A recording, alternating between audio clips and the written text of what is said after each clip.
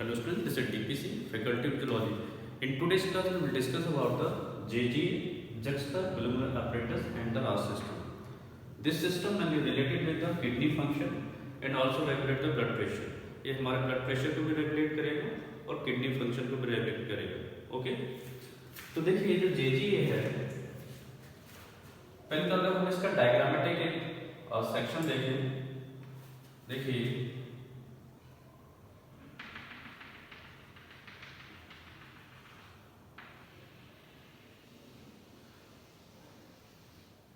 इसका मैं पहले लोकेशन की बात करता हूँ.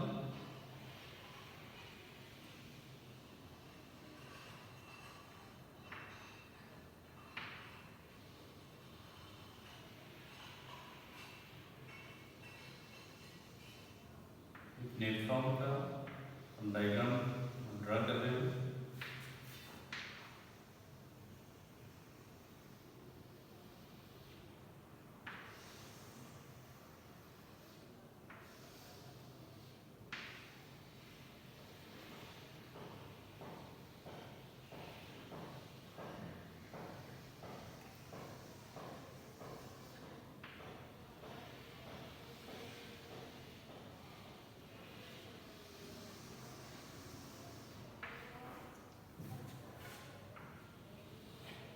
देखिए दिस इज द ग्लोमेरुलस, ये ग्लोमेरुलर कैपिलरी यहाँ पे.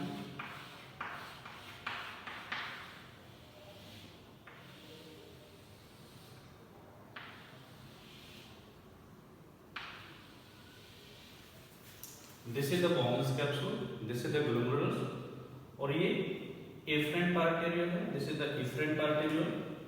बाकी पीसीटी हो गया है. This is the PCT, proximal convoluted tubule. This is the DCT. ये DCT है, distal convoluted tubule. इसको मैं लिखता हूँ efferent arteriole. Efferent arteriole. This is the efferent arteriole.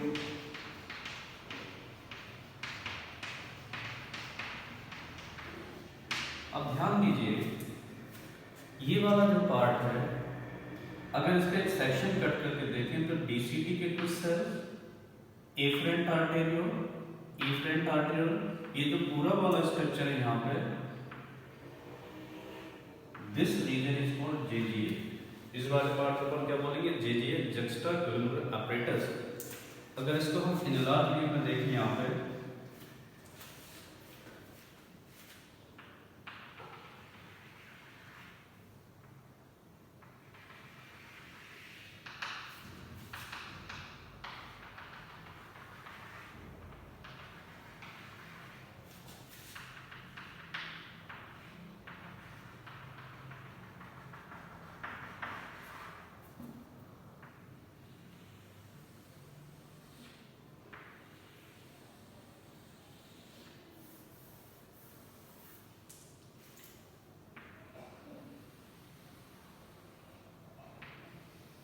this is the efferent arteriole and this is the afferent arteriole. efferent का diameter larger होता है as compare to efferent arteriole, इसलिए इसको थोड़ा सा डायमीटर में ज्यादा बनाया है. यहाँ पे देखिए जब डीसीटी इसके क्लोज होगा,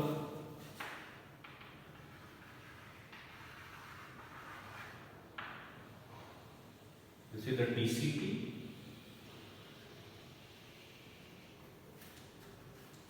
अब देखिए यहाँ पे ये सेल्स हो गए हैं, एंडोथेलियल सेल्स.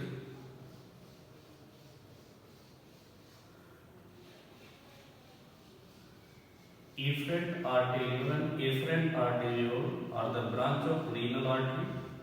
renal artery के ब्रांच है. यहाँ पे कुछ सेल्स होंगे, जनरली मेजरली वो कहाँ पे? afferent arteriole पे.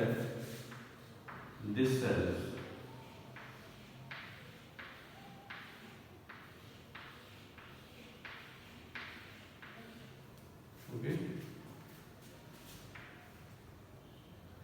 यहाँ पर भी कुछ सेल्स होंगे.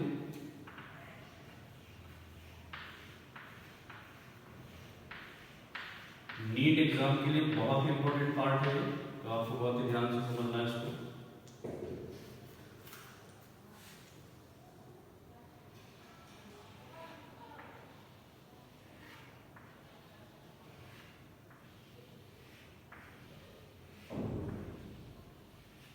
एक ग्लोमेरुलर कैपिलरीज है,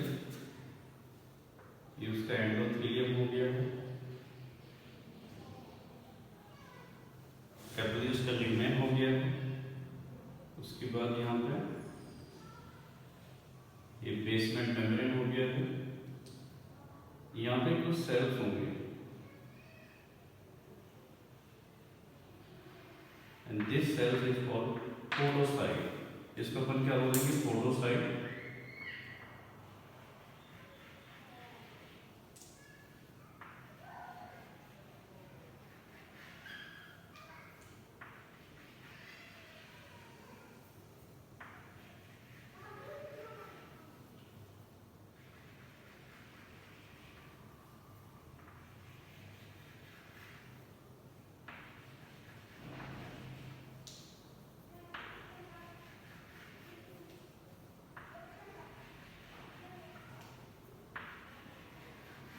अब देखिए, जो डीसीटी होगा उसके कुछ सेल्स क्या होंगे, थोड़ा सा टॉल होते हैं और डेंसली पैक्ड होते हैं। बाकी के जो सेल्स होंगे वो स्मॉल होंगे, है ना। मतलब ये क्यूबोइडल हो गए, नीचे वाले क्या हो गए? लाइक अ पिलर, ठीक है। And this cells is called, larger nucleus भी होगा इसके अंदर। This cell is called macula densa. इस सेल को क्या बोलेंगे? Macula densa. और यहाँ पे जो सेल्स है, एफरेंट और इफरेंट आर्टरियल के एंगल पे जो सेल्स है, this is called mesangial cell. This is called mesangial cells और लेसिस सेल्स, या अपन कह सकते हैं extra glomerular cells. Extra glomerular mesangial cells या एक्स्ट्रा ग्लोमेरुलर सेल्स। अब देखिए, ये जो मैसेंजियल सेल्स हैं ये ग्लोमेरुलस के अंदर भी होते हैं, तो अपन इसको क्या बोल सकते हैं? Intra glomerular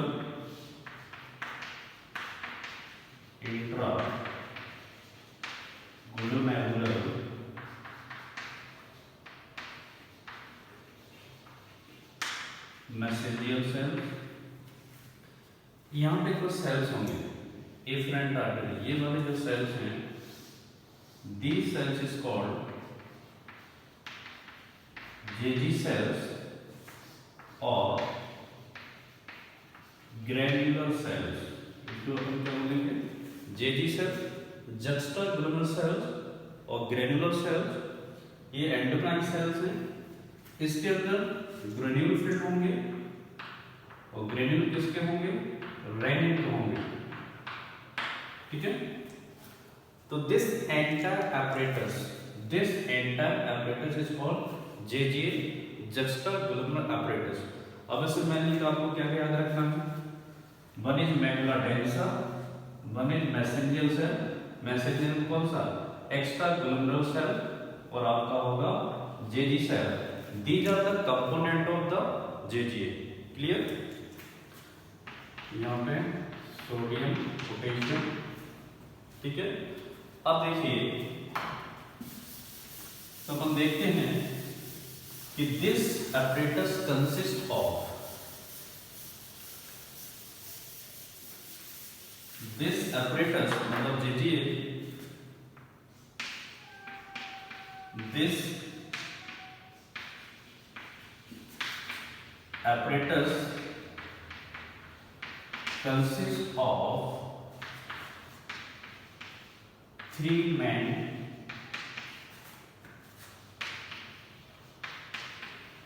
component। तीन मेन कंपोनेंट से मिलकर बना है। पहला जो कंपोनेंट है, this is the macula densa. Macula densa एक टाइप का सेंसर होता है, these are the sensor। second is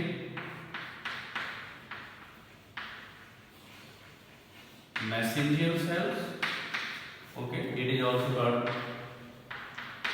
लेसे सेल, और अभी मैंने बोला है एक एक्स्ट्रा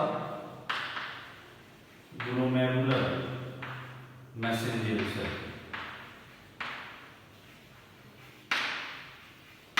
तो तीसरा जो कंपोनेंट होगा वो होगा जेजी सेल्स, और इसी को बोलेंगे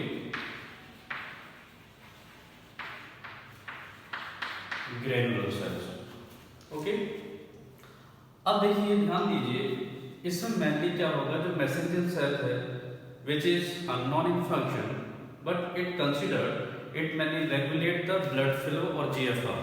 जनरली जो जीएफआर का रेगुलेशन है और जो यहाँ पे जो ब्लड फ्लो होता है इस रीजन में, या जो प्रेशर होता है उसको मेंटेन करने में काम करते हैं।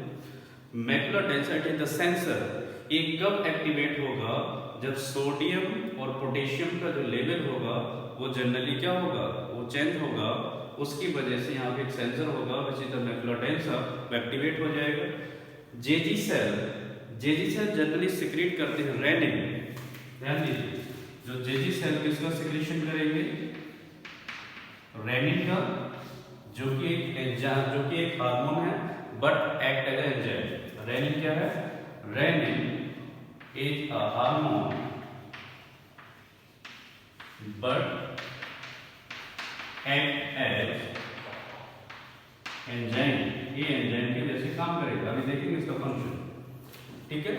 तो मैकुलर डेंसा क्या है, this is the specialized epithelial cells of the DCT. DCT के स्पेशलाइज्ड एपिथेलियल सेल है which act as a sensor, और जनरली कब एक्टिवेट होंगे, जब सोडियम का लेवल या सोडियम का जो कंसंट्रेशन होगा वो रिड्यूस हो जाएगा।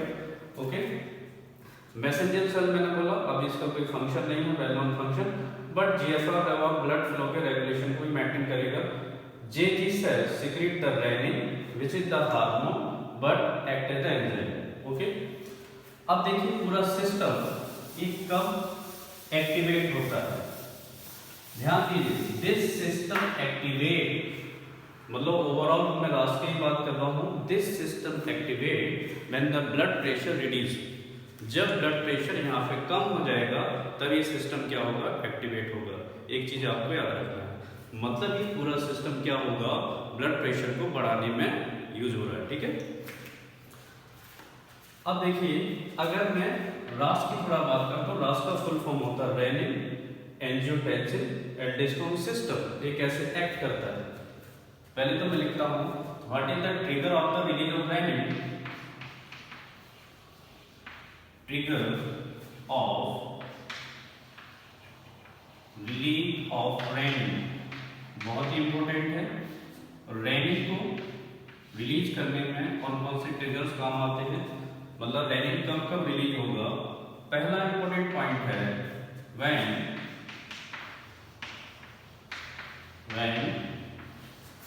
ब्लड प्रेशर डिक्रीज या रिड्यूस होगा। जब ब्लड प्रेशर कम होगा तो रेनिन का सिक्रेशन चालू होगा, कहां से, जेजी सेल, जो कि जनरली कहां पे, एफरेंट आर्टेरियल। उसके बाद दूसरा होगा आपका सिंपैथेटिक स्टिमुलेशन की वजह से, सिंपैथेटिक नर्व स्टिमुलेशन। ओके, और तीसरा ट्रिगर होगा लो सोडियम आयन। ओके, तो मैंने ये तीन ट्रिगर्स हैं जो कि क्या करेगा, रेनिन को सिक्रीशन को बढ़ाएगा। ध्यान देना, this is the single end renin. ये सिंगल एंड वाला रेनिन, डबल एंड वाला रेनिन होगा वो आपको डाइजेस्ट सिस्टम में देखने को मिलेगा, ठीक है। अब देखिए रेनिन क्या करेगा आगे करके, बहुत ही इंपॉर्टेंट पॉइंट है।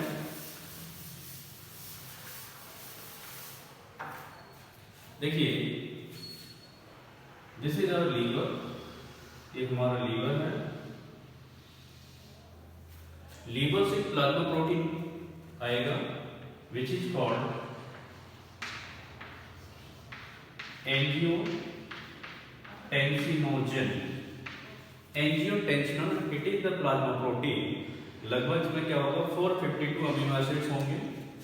यहाँ पे लिखता हूँ, this is the plasma protein, एक प्लाज्मा प्रोटीन है, तो कितना अमीनो एसिड होगा 452 अमीनो एसिड से मिलकर बनता है। अब जो एंजियोटेंसिनोजन है वो कन्वर्ट होगा एंजियोटेंसिन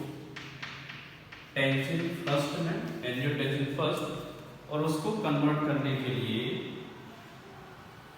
अभी अपन ने देखा, मैंने बताया, उसके लिए चाहिए अपन को रेनिन, और रेनिन कहां से आएगा, जेजी sales of the kidney. Okay, यहाँ पे रेनिन आ गया है। रेनिन के प्रेजेंस में क्या हो रहा है, जो एंजियोटेंसिनोजन है वो किस में कन्वर्ट हो रहा है, एंजियोटेंसिन फर्स्ट में। उसके बाद जो एंजियोटेंसिन फर्स्ट है वो कन्वर्ट होगा एंजियोटेंसिन सेकंड में। ओके, यहाँ पे क्या होगा, एंजियोटेंसिन ये सेकंड है, और इसको कन्वर्ट करने के लिए चाहिए ACE, angiotensin converting enzyme. ACE angiotensin converting enzyme, जो कि जनरली कहां से आता है, वो आएगा capillaries of the lungs. Okay, तो जो AC आएगा वो कहां से आएगा, कैपिलरी ऑफ द लंग्स।